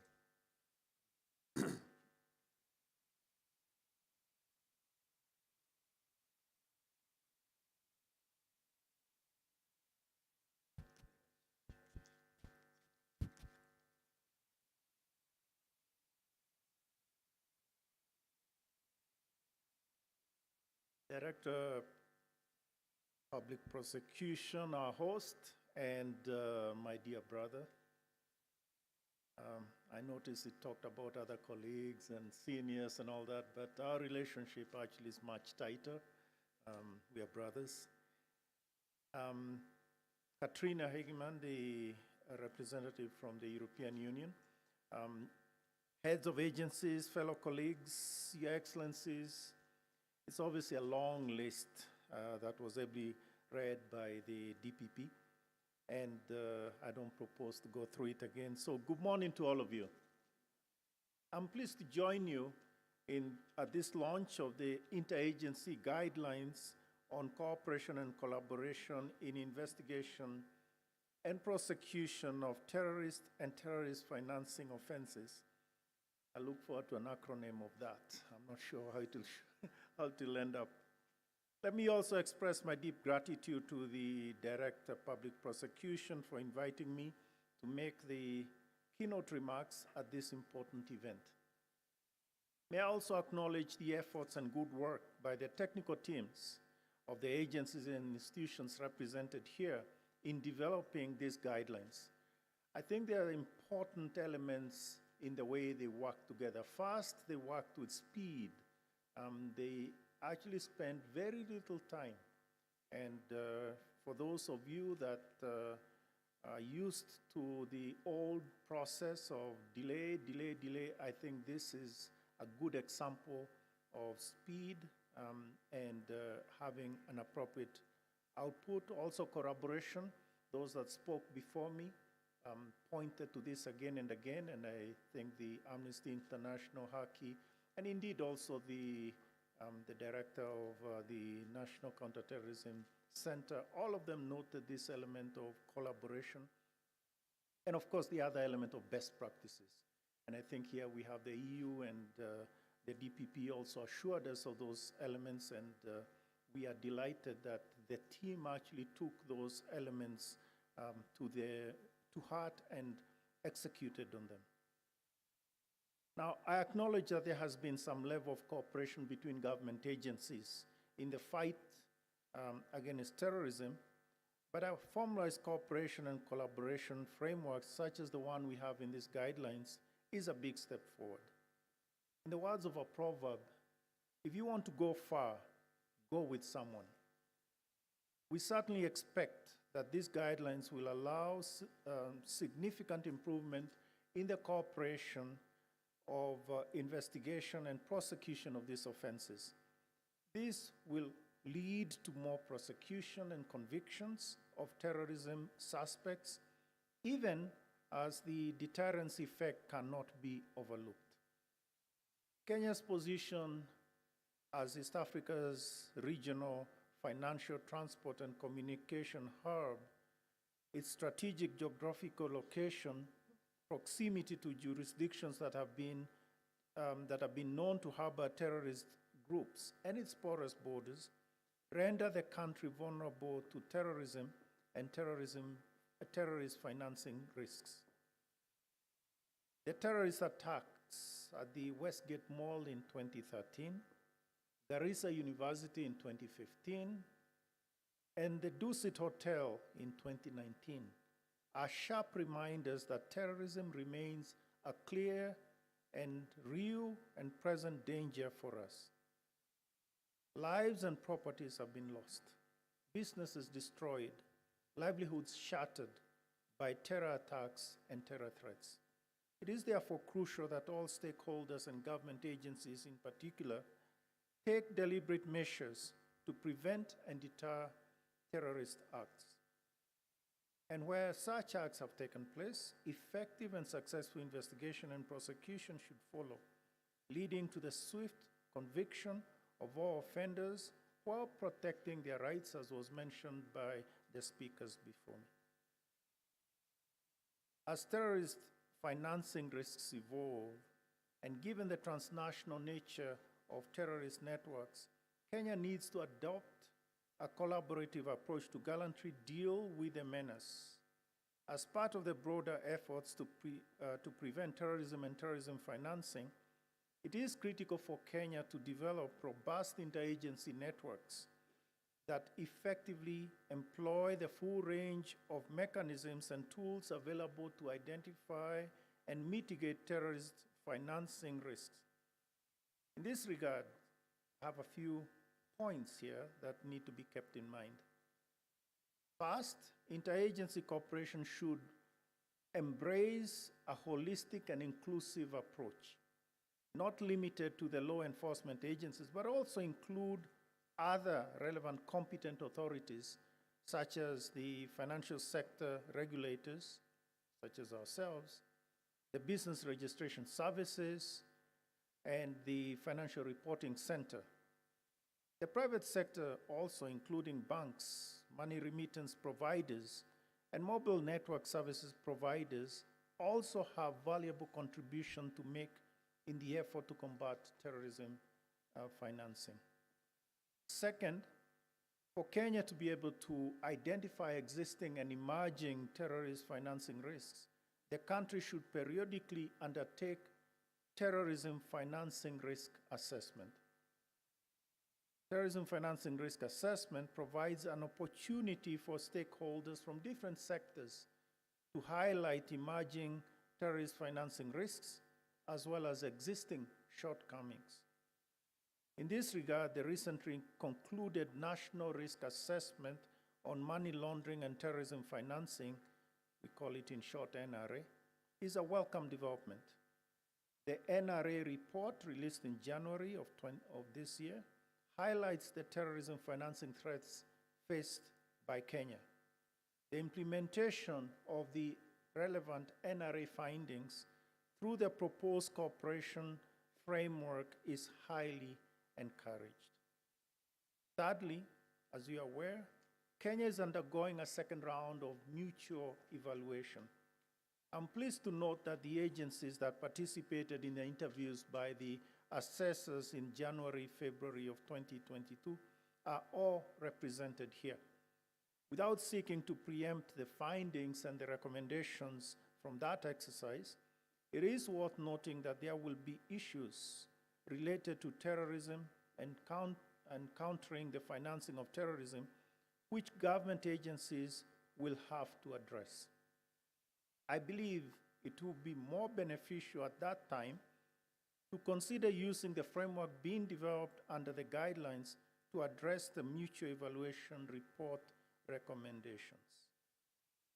Fourth, Kenya has put in place a legislative framework that criminalizes terrorism financing through the Prevention of Terrorism Act and the regulations.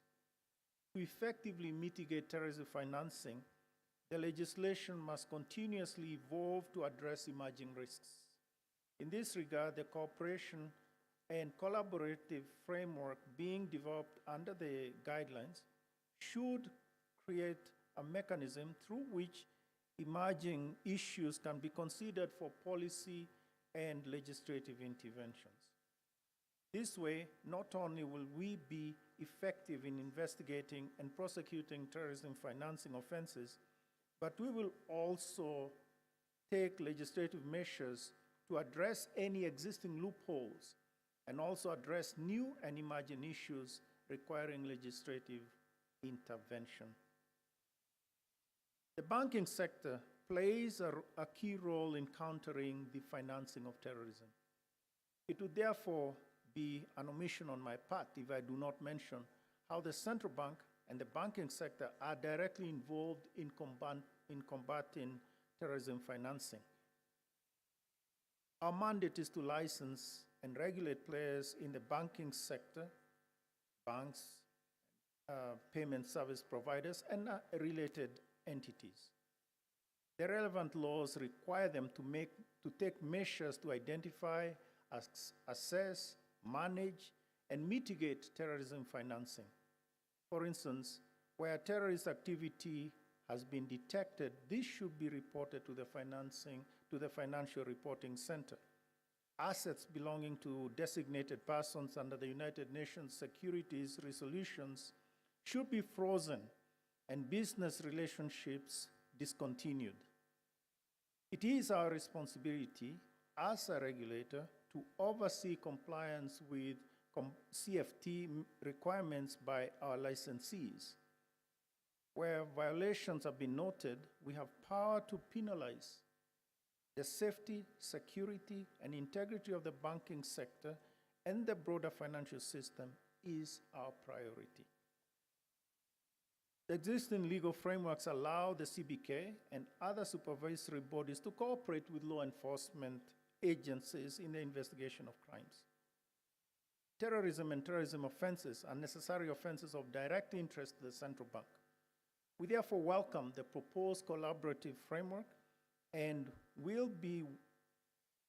will support it to the extent allowed by the relevant laws. Finally, it is important to recognize that terrorism financing is a transnational crime that cuts across borders. Terrorist networks operate across different countries and rely heavily on being able to finance terrorist acts in one country from a base in another. Limiting and tracking financial operations can block the movements of funds needed to finance these activities, as well as help identify terrorist networks and investigate attacks to apprehend the terrorists and their workers. This calls for enhanced border control and immigration to be able to identify any funds that might be used to facilitate terrorist acts. And with this, we are delighted to see you here, Bwana Mteshi. Thank you very much for coming and for the support that you keep providing all of us around the table, as it were. So before I conclude, may I highlight CBK's contribution to the national effort to enhance cooperation on measures to combat terrorism financing. Aside from the support that CBK has provided in the development of regulations to enhance mechanisms for cooperation in the investigation of terrorist offenses, CBK has adopted the following measures. First, increased financial institutions' awareness and understanding of terrorist financing risks, and facilitated and encouraged best practices, including customer due diligence, record keeping and transaction monitoring, and reporting of suspicious transactions related to terrorism financing, and cash transaction reports. Second, monitored financial institutions' compliance with international CFT obligations and sanctions regime, such as the United Nations Security Council Resolution 1267. Third, collaborated with law enforcement agencies in the investigation and prosecution of CFT matters involving financial institutions licensed by CBK. Going forward, it will be critical for the country to build on existing legislations and instruments to strengthen Kenya's framework to address emerging terrorist financing threats and risks and respond effectively to terrorist attacks.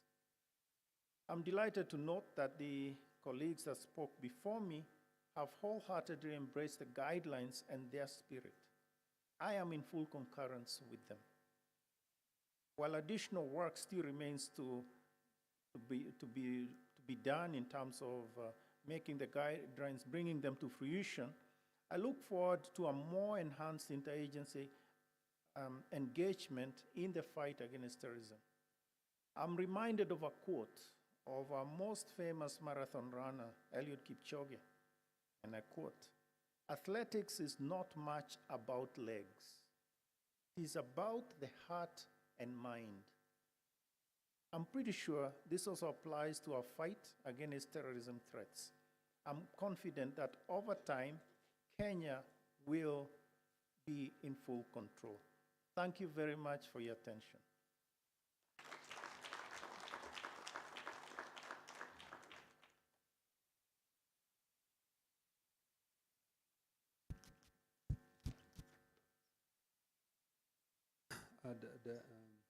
Governor, there was a reason why I didn't I never let the cat out of the bag, that we are close.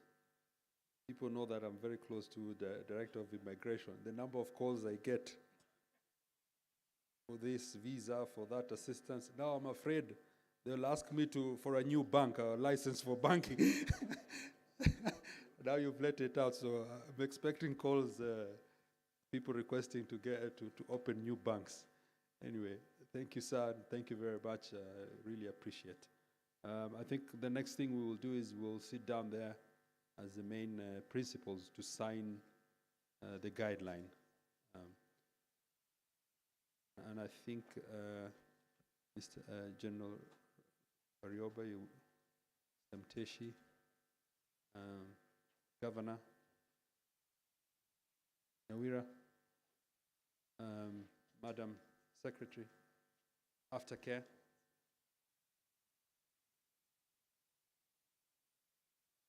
The other principals are not here today.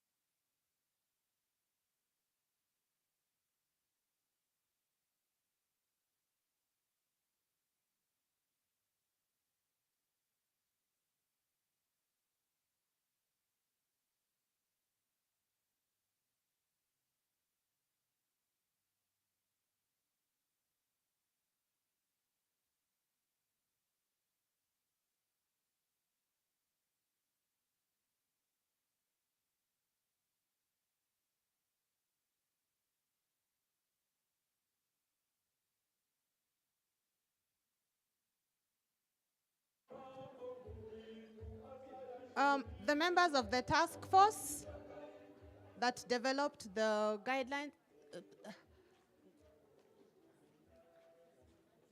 members of the task force, please let's take a moment to have a photo also for you.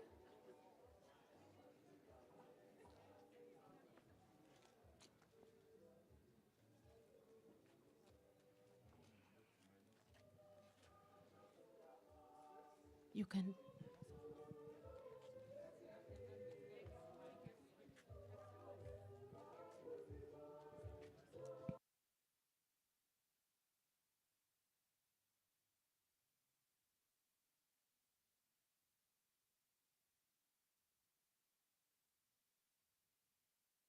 First members, please, let's have a photo for you.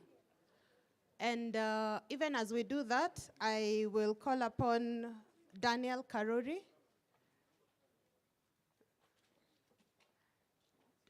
to be prepared to give the vote of thanks.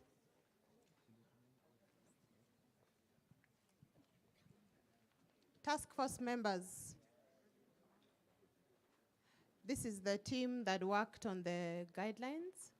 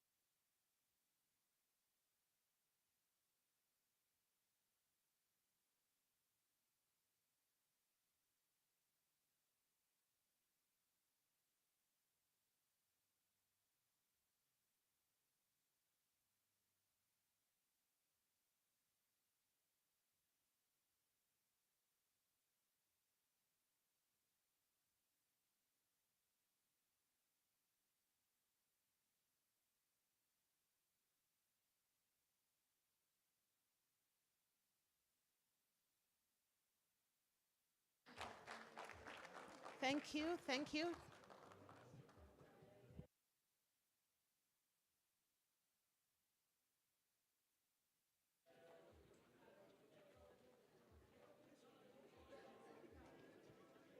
Mr. Karuri.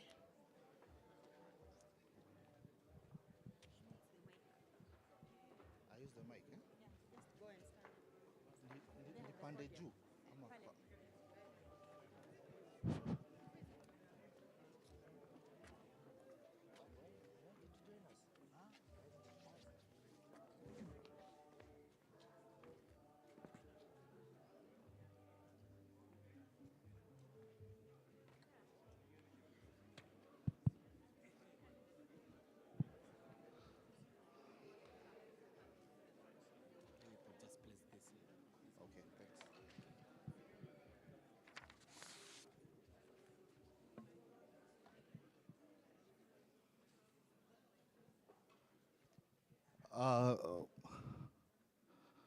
The guest of honor, Dr. Patrick Njoroge, Governor of the Central Bank of Kenya, the Solicitor General, Office of the Attorney General, Mr. Kennedy Ogeto, the Inspector General of Police, Mr. Hilary Mtiambai, Director General, Immigration Services, Mr. Alexander Mteshi,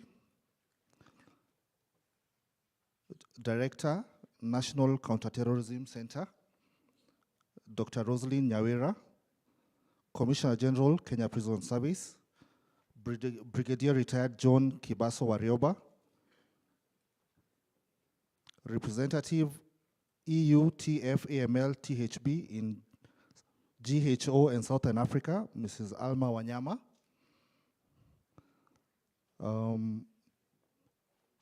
International Justice Mission Representative, Mr. Benson Shamala.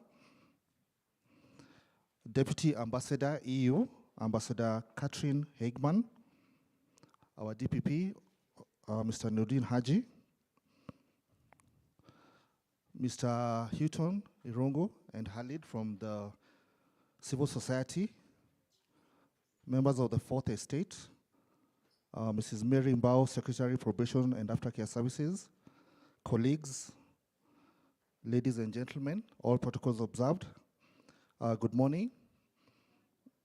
On behalf of the DPP, I wish to extend my heartfelt gratitude to all of you for finding time from your busy schedules to attend the launch of these guidelines and for your wise words of counsel in your respective speeches. The launch of these guidelines will assist all stakeholders in the criminal justice sector to effectively investigate and prosecute terrorism offenses as well as terrorism financing, as well as observe, respect, and protect the human rights of the suspects as we discharge our mandate of exercising state powers of prosecution and provision of effective and efficient prosecution services to all Kenyans. We sincerely thank you for your continued support, and we wish you a very good day, and God bless you. Thank you so much for attending this launch.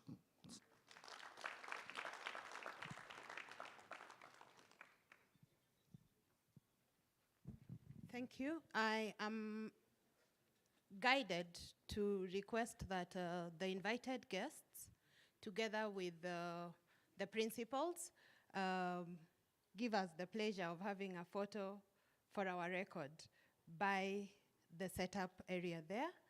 And we will also have the other people who wish to keep the memory take their photos after that, including the team, the task force. Other than that, we still have tea, and we invite you in PTI to take a walk in our lawns and just enjoy our environment. Chief guest, we have even a forest behind here, so yeah, we like visitors in PTI.